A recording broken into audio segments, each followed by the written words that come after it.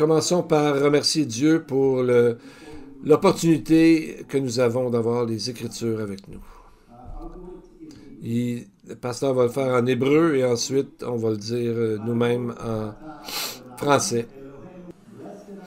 Béni sois-tu, Seigneur notre Dieu, là, qui est le roi de l'univers, qui nous donne la parole de vérité et qui a parmi nous semé la parole de vérité. Nous te bénissons, toi qui donnes les Écritures. Amen. Amen. Alors, ouvrons nos Bibles à nouveau pour ce livre très court, mais très profond, le livre de Sophonie. Si vous prenez Matthieu, vous reculez 4 livres en arrière, vous allez le trouver facilement. Les noms des prophètes sont souvent très significatifs par rapport au message qu'ils ont à apporter. Si on considère que ces prophètes qui étaient contemporains de Sophonie, Jérémie veut dire hautement élevé. Et c'est vraiment approprié parce que à ce moment-là, du prophète Jérémie, Israël était pour perdre son temple et la ville de Jérusalem. Mais malgré sa chute, le Seigneur est demeuré fidèle et les a gardés. Daniel veut dire « Dieu est mon juge », où on voit la pleine souveraineté de Dieu et ses jugements sur les nations à travers l'histoire dans le livre de Daniel. Et Hulda, qu'on va voir dans notre texte, c'est la prophétesse. Ça fait juste ressortir le même message. Son nom vient du mot « Héled » dans l'hébreu, qui veut dire « tant que la terre ou tant que le monde durera ». Donc, tant que la terre durera, ça veut dire que les Israélites ont besoin de se joindre à cet espoir. Ézéchiel, qui a parlé, lui, aux Juifs dans la diaspora, dans l'exil, son nom, Ézéchiel, veut dire « Yah fortifie ». Donc, on a, avec une addition du mot Azak en hébreu, qui veut dire « la force », et « El », donc ça veut dire « le Dieu puissant ». Alors que Dieu, c'est un peu le message que Dieu va fortifier le reste d'Israël dans la diaspora. Et le nom Sophonie, maintenant. Le nom de Sophonie est vraiment en lien avec ces mots qui donnent une lumière vraiment intéressante. Donc, Zéphane veut dire cacher, mais dans le sens que quand on cache un joyau, de le protéger, et c'est lié avec le nom de Dieu, Yah. Donc, ça nous dit comme Sophonie, c'est celui que Jéhovah considère comme un trésor, comme un joyau. Et quel est le thème de ce livre? C'est la nation d'Israël, c'est le thème principal. Et c'est vraiment un nom approprié pour Sophonie qui nous amène à la toute fin d'une nouvelle phase dans l'histoire d'Israël. La nation était en train bientôt de perdre son pays. Les gens étaient pour être envoyés dans une grande diaspora, dispersée à travers le monde, une période de temps qui va venir seulement à la fin quand Jésus va revenir. Cette diaspora qui commence avec Sophonie et ce que vit présentement Israël dans l'histoire. Donc, c'est pour ça que ce livre aujourd'hui nous montre la raison derrière la chute d'Israël, mais aussi le destin de toutes les nations et la direction dans laquelle notre monde s'en va. Et encore, à l'entour du 1er siècle, quelques Juifs sont revenus dans le pays pour préparer et reconstruire le pays et aussi construire le premier temple que Jésus, pour préparer le temple pour la première venue de Jésus, alors que la majorité des Juifs étaient encore en diaspora. La même chose est vraie aujourd'hui. Il y a quelques Juifs qui sont retournés dans le pays, mais la grande majorité des Juifs sont encore dispersés à travers le monde. Donc, c'est tellement important que Jésus a donné un titre à ça, cette nouvelle époque qui est en train d'ouvrir. Jésus a appelé ça dans Luc 21-24, le temps des nations. Il dit « il », Israël en fait. Ils tomberont sous le tranchant de l'épée, ils seront emmenés captifs parmi toutes les nations, et Jérusalem sera foulée aux pieds par les nations, jusqu'à ce que le temps des nations soit accompli. Les temps des nations ou des païens, on voit dans d'autres textes, le temps des non-juifs ou des gentils. C'est une période de temps qui couvre toute la diaspora quand Israël a perdu son pays et spécialement sa juridiction sur le mont du Temple, cet endroit-là, très, très saint pour les Juifs et pour les Arabes. Mais le nom de Sophonie nous rappelle que dans cette période de temps, Israël va être caché. Jésus l'explique dans la parabole, si vous vous rappelez la parabole du trésor. Matthieu 13, 44. Le royaume des cieux est semblable encore à un trésor caché dans un champ. L'homme qui l'a trouvé le cache, et dans sa joie, il va vendre tout ce qu'il a et achète ce champ. Donc, qu'est-ce qui est caché du temps de Sophonie? C'est la nation d'Israël. Dans les termes théologiques d'aujourd'hui, plusieurs pensent que le joyau caché, c'est l'Église, mais l'Église n'est pas là. L'Église n'est pas cachée. L'Église est connue à travers le monde. Mais ce que Dieu a protégé, a caché son joyau, c'est Israël. Et c'est Zéphane ou Sophonie. Et Paul continue dans le même thème. Paul a dit dans le Nouveau Testament, il a pris 3 chapitres, Romains 9, 10 et 11, pour parler de justement le passé, le présent et le futur d'Israël. Et dans ces passages, il parle du rôle et d'où est Israël dans l'histoire. Et il y avait beaucoup de gens qui ne connaissaient pas le pourquoi d'Israël et des croyants qui étaient à ce moment-là dans l'Empire romain. Ne comprenaient pas ce que l'Israël est encore d'actualité ou non. Mais dans le texte, Paul parle vraiment clairement et nous explique. Romains 11, 25, voici ce qu'il nous dit. « Car je ne veux pas, frères, que vous ignoriez ce mystère afin que vous ne vous regardiez pas comme sages. C'est qu'une partie d'Israël est tombée dans l'endurcissement jusqu'à ce que la totalité des non-juifs soit entrée. Et ainsi tout Israël sera sauvé. » Donc on voit ici, c'est le Zéphane de Dieu qui nous est expliqué par l'apôtre Paul. Alors qu'Israël est présentement dans la diaspora et ne fonctionne pas en tant que nation de sacrificateurs, hein, cette condition, c'est temporaire, jusqu'à temps que les temps des nations soient accomplis. C'est-à-dire, comme le texte nous dit, que le dernier des non-juifs croyants des nations vienne à la foi en Jésus, et alors tout Israël sera sauvé. C'est-à-dire que son reste de croyants d'Israël sera restauré. Et c'est ce que Paul continue dans les versets suivants, verset 28. C'est important de voir la position d'Israël. Il dit, en ce qui concerne l'Évangile, ils sont ennemis à cause de vous, donc les non-juifs, mais en ce qui concerne l'élection, ils sont aimés à cause de leur Père, car Dieu ne se repent pas de ses dons et de son appel. Un autre mot, c'est irrévocable. Alors qu'en ce moment, Israël a de l'air dispersé à travers le monde et très peu important dans le monde au niveau population, du point de vue de Dieu, et ce que Paul nous dit, c'est qu'ils sont comme pas barrés, mais ils sont comme là pour l'éternité, car Dieu a dit que c'était irrévocable, leur élection. Alors, l'Église ne remplace en aucun moment, d'aucune façon, Israël. Et c'est ce que Sophonie, Jésus et Paul confirment.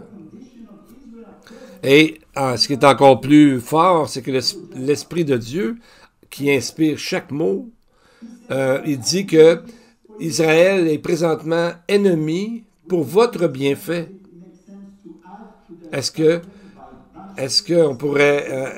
faut ajouter à leur souffrance en descendant à Israël, en parlant d'eux négativement, en les voyant comme des ennemis du monde? Non, ça n'a pas de sens, bibliquement parlant. Pour le croyant né de nouveau, ça n'a pas de sens parce que on devrait comprendre la clarté de l'importance d'Israël dans le plan de Dieu. Donc, il ne faut pas que, normalement, Paul est en train de dire à l'Église, pour pas que l'Église ne soit pas au courant de ça, et même être arrogant contre Israël, Paul est en train d'expliquer qu'Israël a été mis de côté pour un certain temps, jusqu'à temps que les nations soient jusqu'au dernier croyant, en fait, qui entre, comme on voit dans le texte. Et même, Paul appelle ça un mystère, Romains 11, 25. Un mystère, c'est quelque chose qui est révélé dans le Nouveau Testament, qui était caché dans l'Ancien Testament. Et c'est pour ça qu'Israël est une énigme, même pour les Juifs aujourd'hui. Ils ne peuvent pas comprendre comment ça se fait qu'il y a tellement de gens qui les haïssent.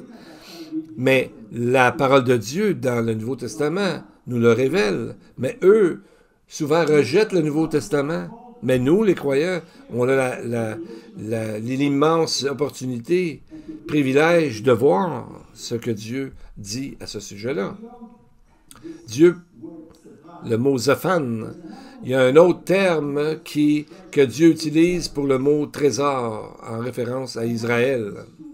Et quand on met ces deux mots ensemble, ils révèlent encore une plus grande compréhension de la place unique d'Israël dans le cœur de Dieu et dans son plan divin. On le voit même dans l'élection même de la nation au livre de l'Exode 19, verset 5.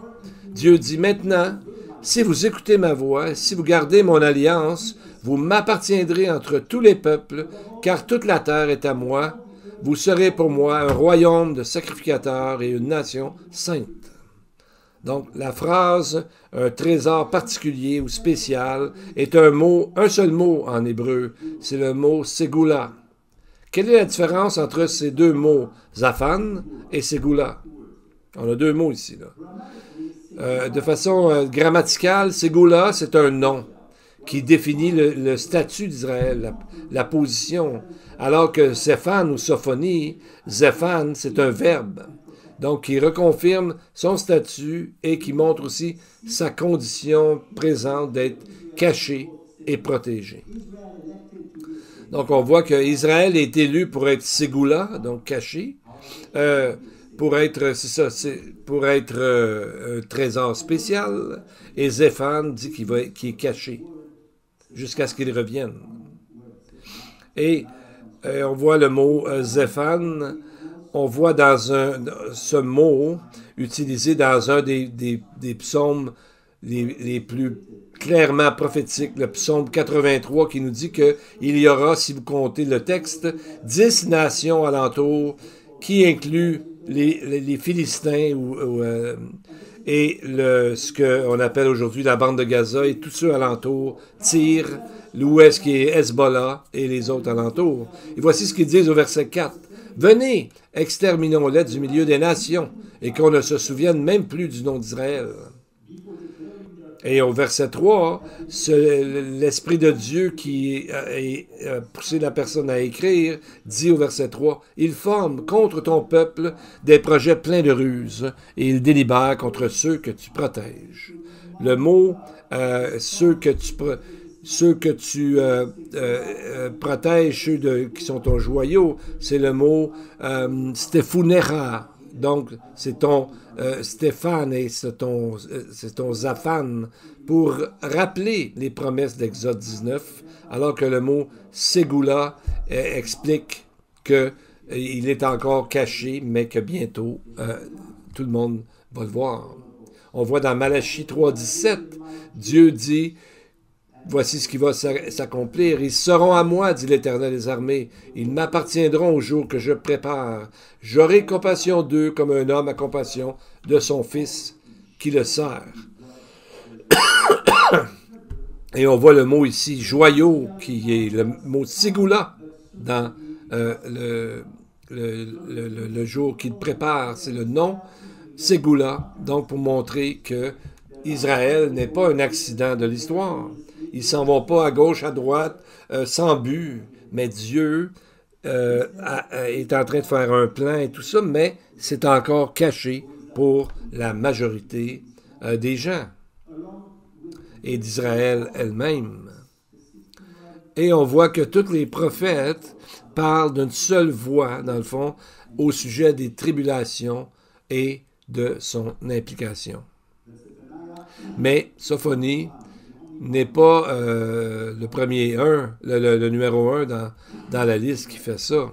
Parce que si on regarde justement, alors que Sophonie est au seuil d'une nouvelle ère dans l'histoire d'Israël, de même, un certain roi, le roi Josias, a vécu quelque chose de très important, et à sa mort, même la Bible fait un lien avec la mort du roi Josias, avec la seconde venue de Jésus. Comment ça? Bien, la mort prématurée de Josias, à l'âge de seulement 39 ans, a vraiment eu un impact profond sur la nation d'Israël. L'histoire commence avec Josias, dans le livre qui s'est aperçu que des gens ont trouvé le livre de la loi. Un livre de la loi, c'était le livre du Deutéronome. Et à ce moment-là, il a envoyé des gens demander à la prophétesse Hulda d'intervenir auprès du Seigneur pour qu'il ait une réponse de sa part. Donc, très peu de gens connaissent la prophétesse Hulda, mais pourtant, Dieu a utilisé cette femme comme prophétesse et pour jouer un rôle majeur en Juda parce que c'est elle que le roi a dit d'aller voir pour savoir ce que le Seigneur avait à dire à son peuple. Et voici ce qu'elle répond, 2 Rois 22, 19. « Parce que ton cœur a été touché, elle parle au roi, parce que tu t'es humilié devant l'Éternel en entendant ce que j'ai prononcé contre ce lieu, contre ses habitants qui seront un objet d'épouvante, de malédiction, et parce que tu as déchiré tes vêtements et que tu as pleuré devant moi, moi aussi, j'ai entendu, dit l'Éternel. C'est pourquoi, voici, je te recueillerai auprès de tes pères, tu seras recueilli en paix dans ton sépulcre, et les yeux ne verront pas tous les malheurs que je ferai venir sur ce lieu. Ils rapportèrent au roi cette réponse. Alors, quand Josias est mort, les gens se sont rappelés cette prophétie et ils se sont rappelés que bientôt le jugement tomberait sur eux, que la diaspora commencerait. Alors ils ont commencé à pleurer, à se plaindre, se lamenter à Dieu. Mais on voit que ce que Zacharie a dit, justement, c'est en lien avec ça. Il dit, ils tourneront les yeux vers moi, moi, celui qu'ils ont percé. Et même au verset 11, toujours Zacharie 12, il dit, en ce jour-là, le deuil sera grand à Jérusalem, comme le deuil d'Adadrimon dans la vallée de Megiddo. Donc, il faisait référence à l'endroit où le roi Josias est mort dans la plaine de Megiddo, que Jean appelle, lui, l'apôtre Jean, Armageddon. Donc, le deuil qui s'est ensuivi de ça est semblable au deuil que les gens qui vont reconnaître celui qu'ils ont percé, comme ils l'ont fait lors de la mort du roi Josias. Alors on voit que Jésus, le roi des rois, va changer le cœur des gens qui vont reconnaître à ce moment-là celui qu'ils ont percé, vont se repentir, vont pleurer. Et on voit, il y a quelque chose de fascinant aussi dans cette histoire que je veux vous amener aujourd'hui au sujet d'une découverte dans l'archéologie qui est arrivée récemment. On va voir ça. Quand Josias est mort, 2 Rois 23-29 nous dit qu'il est mort parce que le roi Pharaon, Necho, le fait mourir à Megiddo, qui est la vallée de l'Armageddon. Ceux qui sont déjà allés en Israël se rappellent de ça. C'est un endroit plat et c'est là que beaucoup de guerres avaient parce que c'est un passage pour aller entre le désert, mettons, et la mer. Donc, quelle est la situation ici? Et on sait que les Égyptiens et le roi Josias, entre autres, se sont battus, mais on n'avait rien trouvé jusqu'à maintenant, donc c'était un peu comme dans un mystère. Mais quelque chose qui a été trouvé, ça fait pas longtemps, là, le mois dernier, en mars 2025. On voit dans le livre de 2 Rois et dans 2 Chroniques qu'il y a eu une guerre entre Pharaon et le roi de Juda, Josias. Et ils disent que ce qu'ils ont trouvé comme poterie montre de façon absolument certaine qu'il y a eu une bataille à Megiddo, comme le dit la Bible. Ils ont trouvé des choses de poterie parce qu'une armée, vous savez, emmenait toutes sortes de pots en poterie, en terre glaise, etc., pour amener à la guerre, pour pouvoir manger, tout ça. Donc, ils ont trouvé ça. Et ma prière, c'est que cette découverte puisse vraiment amener des gens à réfléchir et à se tourner vers Dieu alors que nous allons leur partager la parole. Regardons maintenant Sophonie, le chapitre 1, les versets 2 et 3. C'est là que la prophétie commence et vous allez voir, c'est difficile à entendre. Êtes-vous prêts? Verset 2. Je détruirai tout sur la surface de la terre, dit l'Éternel. Je détruirai les hommes, les bêtes, les oiseaux du ciel et les poissons de la mer, les objets de scandale et les méchants avec eux. J'exterminerai les hommes de la face de la terre, dit l'Éternel. C'est à ce moment-là que, dans le fond, Dieu dit « assez, c'est assez ». Ça marque la limite de sa patience avec le péché et le mal. Pendant des milliers d'années, l'humanité a mal compris ce silence en disant que Dieu, vu qu'il n'y a pas eu de jugement qui est tombé, c'est parce que Dieu ne sait pas, ou il n'a pas vu. Comme le roi Salomon dit dans Ecclésiaste 8:11, parce qu'une sentence contre les mauvaises actions ne s'exécute pas promptement, le cœur des fils de l'homme se remplit en eux du désir de faire le mal. Ils se sont convaincus eux-mêmes, comme Sophonie se lamente dans sa prophétie. Il dit, ces gens-là disent, le Seigneur ne dit ni en bien ni en mal, comme s'il faisait rien, comme si Dieu était indifférent ou il a raté le coche, là, il n'a pas vu. Mais les Écritures nous disent, au contraire, Dieu a tout vu et il y a un temps de jugement qui va arriver. Vous savez, l'horloge avance et un jour, tous les actes de transgression et du péché seront jugés. C'est ce que Dieu nous dit. Et lorsqu'il dit « je détruirai tout sur la surface de la terre », c'est le mot équivalent « je consumerai tout sur la face de la terre ». Donc, le mot « asaf » ou « asoph », et ce mot est répété souvent, veut dire « arriver à sa fin ». Et c'est répété à 2 fois, verset 3, un total de 4 fois en tout. Et donc, après avoir lu le Sophonie, on ne peut pas dire, bon, ben, je vais rester sur le côté, il n'y a rien qui va arriver, tout va bien aller.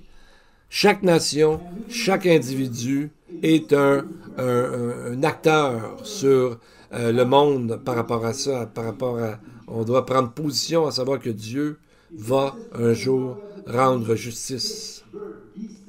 Et ces versets-là sont vraiment un renversement de comment ils ont été créés dans Genèse. Dans Genèse 1, on voit qu'il y a un ordre dans la création, les poissons, les oiseaux, les bêtes et les animaux. Et ici, dans le verset 3 de Sophonie, on voit l'inverse, que Dieu va commencer à juger les hommes, ensuite les bêtes, ensuite les oiseaux et ensuite les poissons.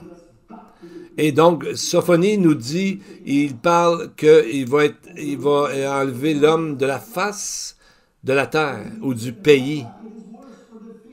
Non pas, pardon, de la terre, du pays, mais je m'excuse, là, c'est pas le pays, c'est la terre. Adama, qui vient du mot Adam, qui a été créé de la terre. Donc, ça nous ramène à la création. Et pourquoi tout à coup une destruction si soudaine? Mais prenez l'image. Imaginez-vous une rivière immense, forte, large, qui s'en va vers une vallée pour tout détruire.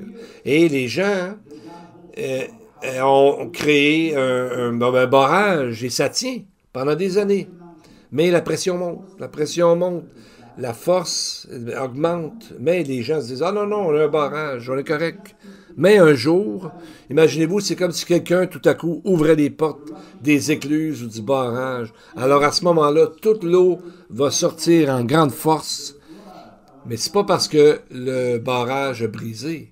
c'est que quelqu'un l'a ouvert. C'est pas quelque chose qui est arrivé par hasard, entre guillemets.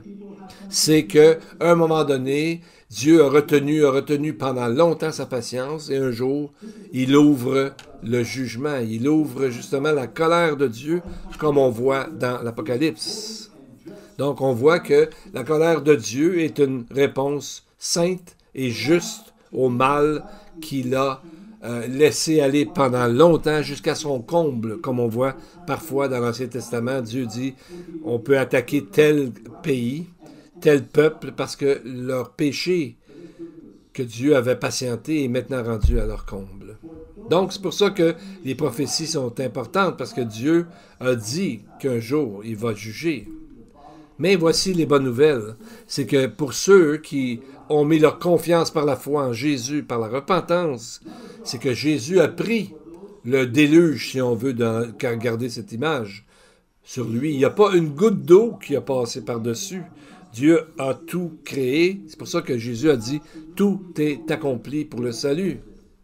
Donc, on voit que Jésus, c'est comme s'il se tenait les bras ouverts. Il nous invite avant que le barrage s'ouvre. Ce que Sophonie nous dit dans les versets 2 et 3, c'est vraiment le résultat final. La question est comment cela va arriver.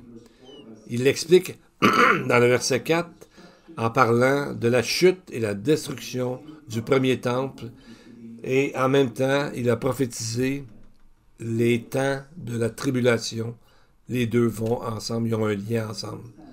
Verset 4. Je commençais à me demander pourquoi il a commencé avec Israël. Verset 4. « J'étendrai ma main sur Juda, sur tous les habitants de Jérusalem. J'exterminerai de ce lieu le reste de Baal, le nom de ses faux dieux, et les sacrificateurs avec eux. » Donc, après avoir parlé de toute la planète au verset 2 et 3, il faut noter qu'ici, il commence avec Israël, Juda. Après Jérusalem, ensuite l'endroit où est le temple, ensuite aux sacrificateurs, et ensuite au peuple. Vous savez, dans une mine, on met un canari parce que si l'air s'en va, le canari va mourir, et là on s'aperçoit qu'il faut faire quelque chose. Donc, Israël est comme le canari dans le monde. Les choses qui arrivent à Israël nous concernent tous. Il y a un principe biblique que Paul a dit de la part de Dieu, Romains 2,9, « Tribulation et angoisse sur tout homme d'homme qui fait le mal, sur le juif premièrement, puis sur le grec. » Et c'est comme ça qu'on voit qu'Israël, c'est lui ou elle, selon que Israël sera au début de la tribulation. Et c'est ce que nous voyons au verset 4. Mais au verset 4, on voit que Dieu est particulièrement en colère envers les sacrificateurs, envers ceux qui enseignent Israël, qui n'enseignent pas Israël sa parole, vraiment. Au verset 4, il fait référence à eux de deux façons. Le reste de Baal, en opposition avec le reste d'Israël, et les sacrificateurs idolâtres. Donc, ces mots de colère montrent vraiment, ça ressemble au ton que Jésus avait lorsqu'il a parlé aux pharisiens et aux sadducéens et aux scribes dans Matthieu 23. C'est pour ça que Jacques a dit, « Mes frères, qu'il n'y ait pas parmi vous un grand nombre de personnes qui se mettent à enseigner, car vous savez que nous serons jugés plus sévèrement. » Jacques 3, 1. Parce que celui qui enseigne la Bible travaille avec ce qui est de plus précieux pour Dieu, sa parole. Et ce qu'on a vu un matin aussi dans la paracha, c'est Dieu est un feu dévorant. Dieu prend soin de sa parole, protège sa parole. Et le premier terme, le reste de Baal, alors que ces gens pensaient agir au nom de Dieu, se servaient des mots de Dieu, de l'enseignement de Dieu, et croyaient servir le Dieu de la Bible, mais ils étaient complètement aveuglés. Le deuxième terme, les sacrificateurs idolâtres, c'est un seul mot en hébreu, c'est kémarim, qui vient du mot komer, qui veut dire ténébreux, noir et triste. Comme quelqu'un qui marche dans le noir, comme quand on est dans le deuil aussi. Donc, c'est une image très sombre des faux enseignants, des faux prophètes, comme s'ils allaient dans des funérailles, mais c'était leur propre funérailles. Donc, on voit que c'est comme un piège, le mot Macmore, comme David a dit dans Psaume 141:10, que les méchants tombent dans leur filet et que j'échappe en même temps. Donc, il parle de ce même mot. On voit le mot mikmeret, qui veut dire un filet de pêche, comme on voit dans Habakkuk 1:15, pour décrire la religion des Babyloniens qui sont venus envahir la Judée. Ce qui suggère que la religion des Babyloniens était semblable à celle que les prêtres avaient adoptée en Israël. Cette image est très puissante et décrit le problème. Voici ce que le Targum écrit au sujet des Kémarim et de ce que le verset 3 nous a dit, que toute la faute était sur le sacrificateur. Le Targum dit « Je vais consumer les oiseaux des cieux et les poissons de la mer, parce que les pièges des méchants et des sacrificateurs idolâtres se sont multipliés. » Donc, ils mettent aussi la faute sur les faux enseignements en Israël à ce moment-là. Et il ajoute au verset 5 « Ceux qui se prosternent sur les toits devant l'armée des cieux, ceux qui se prosternent en jurant par l'Éternel et en jurant par le roi. » Et c'est le mot Milcom. Donc, c'est ce qu'il faisait. Il appelait Dieu avec son nom propre, unique, Yud-Heh-Vav-Heh, Jéhovah, G-H-V-H, et il priait en donnant leur allégeance à un faux Dieu appelé Milcom. Donc, c'est comme prier Dieu avec un nom d'une idole. Ça, ce qu'on appelle, le terme, c'est le syncrétisme. C'est d'ajouter des espèces de dieux ou des fausses croyances ou des fausses idées, des généalogies, comme Paul dit à Timothée de ne pas faire. Toutes sortes d'histoires un peu mystérieuses et bizarres. Puis on ajoute ça en disant que, en ajoutant le nom de Dieu avec ça. Ça ne marche pas avec le Seigneur, pas du tout. Mais normalement, le syncrétisme, c'est tout à l'envers, là.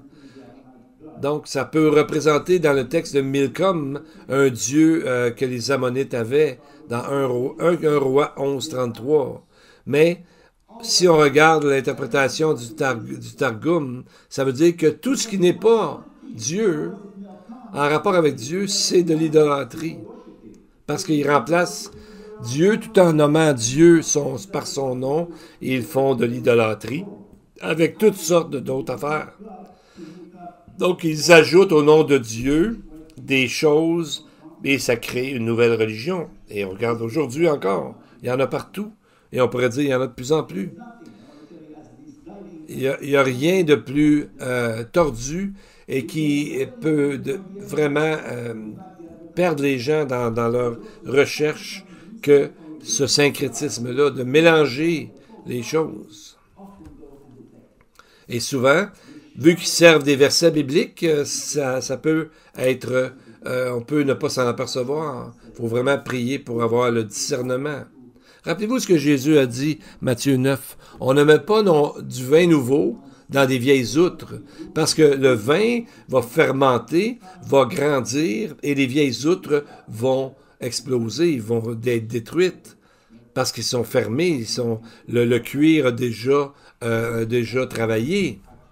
Voyez-vous? Alors, ce qui arrive, la même chose, Jésus l'a dit par rapport aux vêtements. Il dit, personne ne met une pièce de drap neuf à un vieil habit, ça va déchirer le vieil habit qui est déjà affecté, qui est déjà brisé en partie. Donc, d'ajouter de fausses choses à la vérité de Dieu, ça crée un problème grave.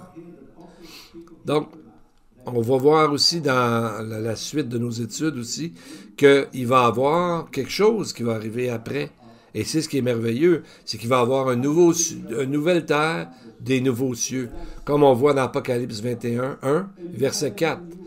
L'apôtre Jean dit « Je vis un nouveau ciel et une nouvelle terre, car le premier ciel et la première terre avaient disparu. » Il ajoute Il essuiera toute larme de leurs yeux et la mort ne sera plus. Il n'y aura plus ni deuil, ni cri, ni douleur, car les premières choses ont disparu. Tout va être refait, tout va être changé, tout va être refait à nouveau, complètement. Il n'y aura pas le moindre soupçon de péché qui va demeurer. Seulement la sainteté va demeurer. Il n'y aura plus d'angoisse, il n'y aura plus de douleur, il n'y aura plus de mort non plus. Il n'y aura plus de mort, plus jamais. La mort est le dernier ennemi, la Bible nous dit, dans 1 Corinthiens 15, entre autres, sera complètement terminé. Et Dieu dira à ce moment-là, « Voici, je fais toutes choses nouvelles. » Pouvez-vous vous imaginer ce que ce sera? C'est toutes nos larmes, nos tristesses, ça sera oublié, comme on a dit ce matin. Ça va être la dernière fois qu'on va pleurer. Ensuite, les croyants vont être dans l'éternité. Ce n'est pas un rêve, c'est une promesse de Dieu, une réalité pour tous ceux qui croient. Amen. Courbons nos têtes et prions ensemble. We praise you, Heavenly Father, and we rejoice of the fact to be able to come to your presence as we do so humbly today. Today our hearts and minds and mouth are full of thanksgiving as we say, "Bless the Lord, O my soul, and all that is within me." And so we ask that you teach us not only your will, but how to do it, Lord. Teach us the best way of doing the best things so we can always bring glory to your name. We thank you for this great treasure that we have in the scriptures, and we want to understand that it is your word to us, and that it carries power and blessing in ways that no other document ever written can. I also pray that you bless each and everyone present here and each and everyone who is listening to this prayer. Put your healing hand upon those who are sick and those who are looking to you for healing, for peace, for harmony in their lives. Touch them and surprise them by the power of your Spirit.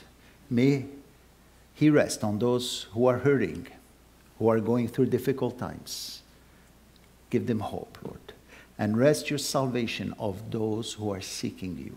And to the congregation, the Lord bless you and keep you. The Lord makes His face shine upon you and be gracious to you. The Lord lift up His countenance upon you and give you peace. Amen and amen. May the Lord bless you all. Amen.